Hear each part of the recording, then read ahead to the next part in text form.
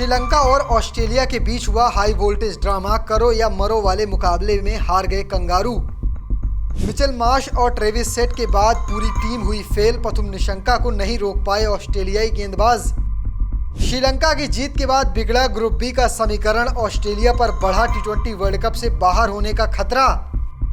टी20 world cup 2026 का ये 30वां मुकाबला था। इसमें ऑस्ट्रेलिया का सामना श्रीलंका से हुआ था। सबको लगा था श्रीलंकाई टीम के खिलाफ ऑस्ट्रेलियाई टीम वापसी करेगी, क्योंकि उनका कैरेक्टर कुछ ऐसा है कि जब भी वो गिरते हैं बाउंस बैक अच्छा करते हैं। लेकिन यहाँ श्रीलंका के बल्लेबाज पथुम निशंका ने एक भी बार मौका नहीं दिया कि कंगारू गेंदबाज वापसी कर पाए। शुरुआत में ही कुटाई कर दी, या कह सकते हैं पावर प्ले से ही कुटाई करना शुरू की और आखिर तक जारी रखा। 181 रन ऑस्ट्रेलियाई टीम ने बनाई थी। 182 का लक्ष्य दिया था, जिसे श्रीलंका ने 2 ओवर पहले ही जीत लिया है। इसी के साथ साथ पथुम निशंका का शतक आया और 16 साल बाद किसी श्रीलंकाई बल्लेबाज ने टी20 वर्ल्ड कप में शतक लगाया है। तो चलिए आपको विस्तार से दिखाता हूं कि कैसे अब ऑस्ट्रेलियाई टीम सुपर 8 में पहुंच सकती है। वहीं जिम्बाब्वे की कितनी फीसदी चांस है वो भी आपको समझाऊंगा। करो या मरो वाले इस मुकाबले में पहले बल्लेबाजी करने उतरी ऑस्ट्रेलिया की तूफानी शुरुआत हुई। कप्तान मिचेल मार्श और ट्रेविस हेड ने शतकीय साझेदारी की। 9वें ओवर की तीसरी गेंद पर ऑस्ट्रेलिया को पहला झटका कमिंदु मेंडिस ने दिया। उन्होंने ट्रेविस हेड को कैच आउट कराया। वो 29 गेंदों पर 7 चौके और 3 छक्के की मदद से 56 रन बनाकर आउट हुए।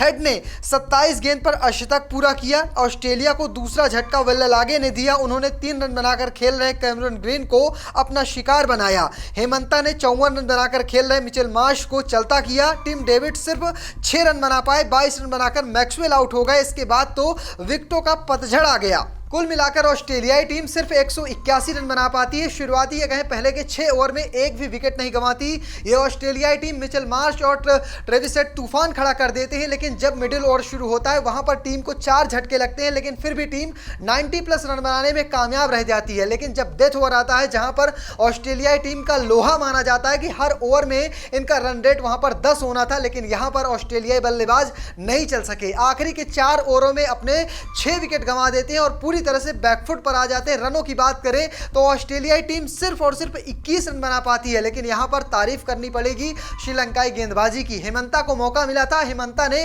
कमाल की गेंदबाजी की। शुरुआत में जहां महेश तीक्ष्णा की कुटाई हो रही थी, हेमंता ने वापसी कराई। 3 विकेट चटकाए इस मुकाबले में। इसके अलावा 2 सफलताएं इसमें चमीरा को मिलती हैं। अगर बात करें दूसरे गेंदबाजों को तो मेंडिस को, साथ में वेल्लेलागे और तीक्ष्णा को एक एक विकेट मिलता है। तो इस तरह से श्रीलंका की गेंदबाजी चलती है। अब बारी थी रनचेज की। रनचेज में क्या हुआ चलिए आपको वो भी दिखा देते हैं। लक्ष्य का पीछा करने उतरी श्रीलंकाई टीम की शुरुआत अच्छी नहीं हुई। दूसरे ओवर में स्ट्राइडेंट से कुशल परेरा को आउट किया। वो सिर्फ 1 रन बना पाए। इसके बाद पथुम निशंका और कुशल मेंडिस ने पारी को संभाला। दोनों ने 66 गेंदों पर 96 रन जोड़े।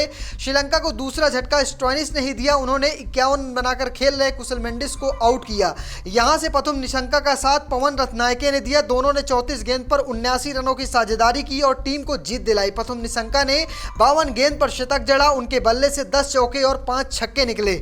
कुल मिलाकर श्रीलंका को सिर्फ 2 झटके लगते हैं और 2 ओवर पहले ही श्रीलंका ने इस मुकाबले को जीत लिया है। अगर बात करें इनके पावर प्ले की तो पावर प्ले इनका काफी डिसेंट गया था। 60 रन बनाए थे, 1 विकेट खोया था, लेकिन बाद में मिडिल ओवर में 90 रन कूटे और सिर्फ 1 विकेट गंवाया और यहीं से पूरी तरह से गेम अपने खेमे में कर लिया। एक वक्त लगा था शायद ये मुकाबला बराबरी में खत्म होगा, लेकिन पथुम निशंका ने यह साबित किया, ये बताया कि ये वो मौका नहीं देंगे कि जहां से ऑस्ट्रेलिया गेंदबाज वापसी कर सकें। और आखिर में जो डेथ ओवर आते हैं उसमें 33 रन बनाने थे। 33 रन बनाकर श्रीलंका ने जीत दर्ज की है। पथुम निशंका का शतक आता है। आपको बता दें आखिरी बार किसी ऑस्ट्रेलिया या श्रीलंकाई खिलाड़ी ने टी20 वर्ल्ड कप में शतक लगाया तब साल 2010 था।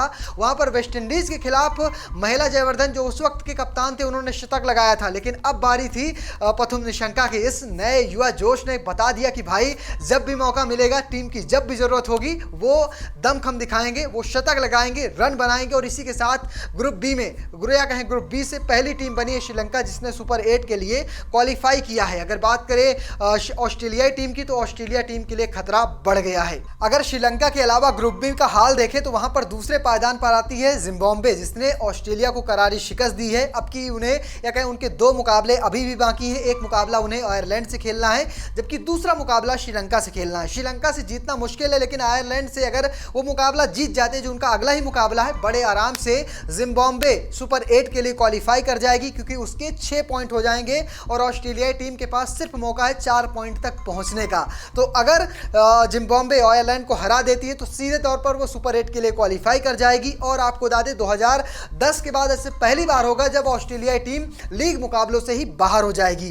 अब ये बड़ा उलटफेर होने वाला है इस ग्रुप बी में। अगर बात करें ऑस्ट्रेलिया के पहुंचने के चांसों की तो ऑस्ट्रेलिया को आखिरी मुकाबला ओमान से खेलना है और उम्मीद करनी होगी कि बड़े मार्जिन से जीते ताकि उनका रन रेट जिम्बाब्वे से थोड़ा बेहतर हो जाए और जिम्बाब्वे अपने दोनों ही मुकाबले हार जाए, एक आयरलैंड से मुकाबला हार जाए, इसके अलावा एक मुकाबला वो श्रीलंका से हार जाए। और इसके अलावा ये ध्यान रखना होगा कि जब आयरलैंड मुकाबला जीते तब उसका मार्जिन इतना ना बड़ा हो कि उसका रन रेट श्रीलंका से ऊपर या कह सकते हैं ऑस्ट्रेलिया से ऊपर चला जाए। तो यहाँ पर ऑस्ट्रेलिया के जो सुपर 8 में पहुंचने के चांस है वो बहुत कम है, मान सकते हैं कि 10 से 20% है। 10 से 20% चांस आयरलैंड के भी बनते हैं अगर आयरलैंड जिम्बाब्वे को हरा देती है और जिम्बाब्वे मुकाबला श्रीलंका से हार जाए। ऐसे हालात में आयरलैंड भी सुपर 8 के लिए क्वालिफाई कर सकती है। अब देखना दिलचस्प होगा कि इस ग्रुप से दूसरी कौन सी टीम होगी जो सुपर 8 के लिए क्वालिफाई करेगी। आपको क्या लगता है, क्या कंगारू टीम अभी भी क्वालिफाई कर पाएगी या नहीं? कमेंट बॉक्स में लिखिएगा और पेज को फॉलो करना, चैनल को सब्सक्राइब करना बिल्कुल भूलिएगा। धन्यवाद।